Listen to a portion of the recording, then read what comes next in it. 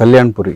ಇದಕ್ಕೆ ನಿಜವಾದ ಹೆಸರು. ಓಕೆ, ಯಾವಾಗ ಹೆಸರಿತ್ತು ಸರ್ ಇದು? ಅದು ಸುಮಾರು 52,000 ವರ್ಷದ ಹಿಂದೆ ಇದು ಕೈಲಾಸದಲ್ಲಿ ಗಿರಿಜಾ ಕಲ್ಯಾಣ ಆಯಿತು. ಓಕೆ, ಗಿರಿಜಾ ಕಲ್ಯಾಣ ಆದಾಗ ಆವಾಗ ಏನಾಯ್ತು ಅಂದ್ರೆ ಆಗ ಎಲ್ಲರೂ ಅಲ್ಲಿ ಋಷಿಗಳು ಎಲ್ಲರೂ ಬಂದು ಸೇರ್ಕೊಳ್ತಾರೆ. ಆವಾಗ ಈಶ್ವರ ಅಗಸ್ತ್ಯ ಮಹರ್ಷಿಗಳಿಗೆ ಹೇಳ್ತಾರೆ, ನೀವು ದೊಡ್ಡ ಋಷಿಗಳು, ನೀವು ಎಲ್ಲರೂ ಇಲ್ಲಿ ಸೇರ್ಕೊಂಡ್ಬಿಟ್ರೆ ಇಲ್ಲಿ ಏನು ಅಂದ್ರೆ ಸಮ ಇದ್ದಿದ್ದು ಸಮತೋಲನ ಇದಾಗತ್ತೆ, ತೊಂದರೆ ಆಗತ್ತೆ. ಆದ್ರಿಂದ ನೀವು ದಕ್ಷಿಣ ದೇಶಕ್ಕೆ ಹೋಗಿ ಅಲ್ಲಿ ತಪಸ್ ಮಾಡಿ ಅಂತ ಹೇಳಿ. ಆವಾಗ ಅಗಸ್ತ್ಯ ಮಹರ್ಷಿಗಳು ಏನ್ ಮಾಡ್ತಾರೆ ಅಂದ್ರೆ ಅವರು ದಕ್ಷಿಣಕ್ಕೆ ಬರ್ತಾರೆ. ದಕ್ಷಿಣಕ್ಕೆ ಎಲ್ಲಿಗೆ ಬರ್ತಾರೆ ಅಂದ್ರೆ ಶಿವಗಂಗೆ ಬೆಟ್ಟ ಇದೆಯಲ್ಲ, ಶಿವಗಂಗೆ ತುಮಕೂರು ಶಿವ ಕ್ಷೇತ್ರ ಇದೆಯಲ್ಲ, ಅದು ಕೈಲಾಸಕ್ಕಿಂತ ಜಾಸ್ತಿ ಅಂತ ಕರೀತಾರೆ. ಹೌದು, ಅದೇ ಅಲ್ಲೇನೇನೆ ನೀವು ಅಲ್ಲಿ ತುಪ್ಪನ ಸವರಿದ್ರೆ ಶಿವಲಿಂಗಕ್ಕೆ ಅದು ಬೆಣ್ಣೆ ಆಗತ್ತೆ. ಅಲ್ಲಿ ಅದೊಂದೇ ಜಾಗದಲ್ಲಿ ಚಮತ್ಕಾರ ಅಲ್ಲಿ. ಅಲ್ಲಿ ಸರಿ, ಹಾಗೆ ಆವಾಗ ಅಗಸ್ತ್ಯ ಮಹರ್ಷಿಗಳು ಕೇಳ್ಕೊಂಡಾಗ ಅಗಸ್ತ್ಯ ಮಹರ್ಷಿಗಳು ಬರ್ತಾರೆ. ಅವರು ಅವ್ರ ಪತ್ನಿ ಅವರಿಬ್ರು ಬರ್ತಾರೆ. ಅಗಸ್ತ್ಯ ಮಹರ್ಷಿಗಳ ಪತ್ನಿ ಅವರು ಲೋಪಾಮುದ್ರ ಅಂತ. ಲೋಪಾಮುದ್ರ ಯಾರು ಅಂದ್ರೆ ಕಾವೇರಿನೇ ಲೋಪಾಮುದ್ರ. ಸರಿ, ಆವಾಗ ಅಲ್ಲಿ ಬಂದು ಅವ್ರು ತಪಸ್ಸಿನಲ್ಲಿ ಇರ್ತಾರೆ. ತಪಸ್ ಮಾಡ್ತಾ ಇರ್ಬೇಕಾದ್ರೆ ಆಮೇಲೆ ಅಲ್ಲಿ ಗಿರಿಜಾ ಕಲ್ಯಾಣ ಆಗತ್ತೆ ಕೈಲಾಸದಲ್ಲಿ.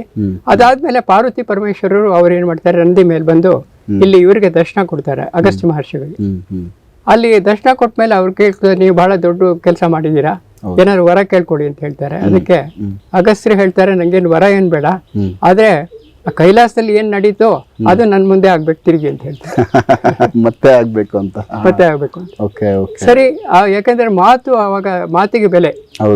ಸತ್ಯ, ಬಾಯಿಗೆ ಬಂದಿದ್ದು ನಡಿಬೇಕು. ಅದು ಹಾಗೆ. ಸರಿ ಆಯ್ತು, ತಿರುಗಿ ಇಲ್ಲಿ ಇನ್ನೊಂದ್ಸಲಿ ವಿವಾಹ ಆಗ್ಲಿ ಅನ್ಬಿಟ್ಟು ಅಲ್ಲಿ ಇದನ್ನ ತಿರುಗಿ ವಿವಾಹ ಆಗತ್ತೆ ಅಲ್ಲಿ ಅವ್ರ ಮುಂದೆ. ಈಗ್ಲೂ ಕೂಡ ಅಲ್ಲಿ ವರ್ಷಕ್ಕೊಂದ್ಸಲಿ ಗಿರಿಜಾ ಕಲ್ಯಾಣ ಆಗತ್ತೆ, ಅಲ್ಲಿ ನಡೆಯುತ್ತೆ ಅಲ್ಲಿ ಇದರಲ್ಲಿ ಶಿವಗಂಗೆ ಅಲ್ಲಿ. ಸರಿ, ಆವಾಗ ಅಲ್ಲಿಗೆ ಎಲ್ಲ ಋಷಿಗಳೆಲ್ಲ ಬಂದು ಸೇರಿರ್ತಾರೆ. ಆಮೇಲೆ ಮಹಾವಿಷ್ಣು ಅಲ್ಲಿಗೆ ವಿಶೇಷವಾಗಿ ತಿರುಗಿ ಬರ್ತಾರೆ ಆ ಜಾಗಕ್ಕೆ. ಮಹಾವಿಷ್ಣು ಬಂದಿದ್ದು, ಮಹಾವಿಷ್ಣು ದರ್ಶನ ಆಗೋದೇ ಕಷ್ಟ. ಋಷಿಗಳಿಗೆಲ್ಲ ಬಹಳ ಸಂತೋಷ ಆಗುತ್ತೆ. ಅವಾಗ ಅವರೆಲ್ಲರೂ ಮಹಾವಿಷ್ಣು ಬಂದಿದ್ದು ಒಂದು ಸಂತೋಷ ಪಟ್ಕೊಂಡು ಮಹಾವಿಷ್ಣುಗೆ ಒಂದು ಬಿರುದು ಕೊಡ್ತಾರೆ. ಏನು ಅಂದ್ರೆ ಕಲ್ಯಾಣ ಮೂರ್ತಿ ಅಂತ ಬಿರುದು ಕೊಡ್ತಾರೆ. ಕಲ್ಯಾಣ ಮೂರ್ತಿ ಅಂತ ಬಿರುದು ಕೊಟ್ಟಾಗ ಆವಾಗ ಅಲ್ಲಿಗೆ ಮಾಂಡವ್ಯ ಮಹರ್ಷಿಗಳು ಬರ್ತಾರೆ. ಅಲ್ಲಿ ಮಾಂಡವ್ಯ ಮಹರ್ಷಿಗಳು ಎಲ್ಲಿ ಅಂದ್ರೆ ಈಗಿನ ಮಂಡ್ಯ ಇದೆಯಲ್ಲ, ಅಲ್ಲಿ ಅವರು ತಪಸ್ ಮಾಡ್ತಾ ಇರ್ತಾರೆ. ಹಿಂದೆ ಅಲ್ಲಿ ಒಂಥರ ಒಂದು ದೊಡ್ಡ ಘೋರ ಅರಣ್ಯ ಆಯ್ತು ಅಲ್ಲಿ, ದೊಡ್ಡ ಮಂಡ್ಯದಲ್ಲಿ ದೊಡ್ಡ ಕಾಡದು. ಅಲ್ಲಿ ಅವರು ತಪಸ್ ಮಾಡ್ತಾ ಇದ್ರು. ಅವ್ರಿಗೆ ಎಂತ ಋಷಿಗಳು ಅಂದ್ರೆ ಅವರು ಪ್ರಾಣಿಗಳಿಗೆ ವೇದ ಕಲಿಸಿದ್ರು.